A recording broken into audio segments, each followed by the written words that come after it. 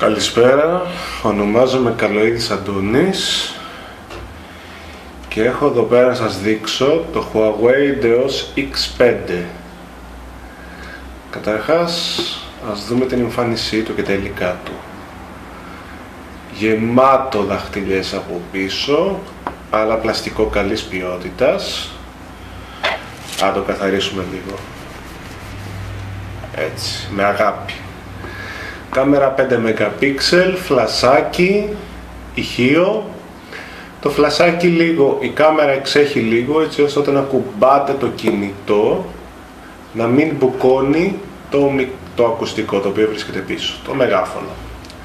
Λοιπόν, μπροστά, κρίσταλο, 4 capacitive πλήκτρα, μέταλλο γύρω-γύρω. Πολύ όμορφο τηλέφωνο. Για να ρίξουμε την οθόνη, να δείτε ακόμα περισσότερη μορφιά. Λοιπόν, το κάδρο μου είναι άθλιο. Πάμε να ξεκλειδώσουμε. Παπ.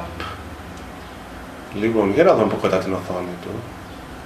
3,8 ίντσες. 800x480. Λοιπόν, παρατηρείτε ότι είναι ένα πολύ όμορφο τηλέφωνο και συνάμα γρήγορο. Κοιτάξτε πως ρολάρει. Παπ. Παπ. Πάμε στο μενού. Λοιπόν, έχω βάλει διάφορα προγραμματάκια, αρχή, τέλος. Πετάει.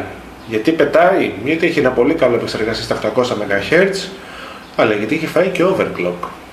Έχει τη δυνατότητα, πλησιάσουμε λίγο, εξαιρετική οθόνη, κοιτάξτε πόσο κοντά πλησιάζω, όμως δεν πιξελιάζει.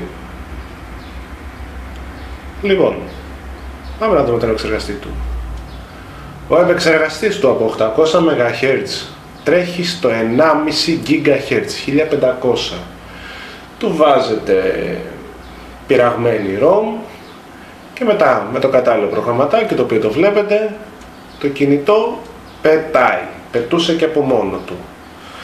Κάρτα γραφικών, τσιπάκι Adreno 205 με υποστήριξη Adobe Flash.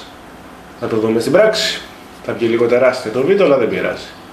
Εντάξει, φυσικά περιστρέφεται αυτόματα, εντάξει, οκ.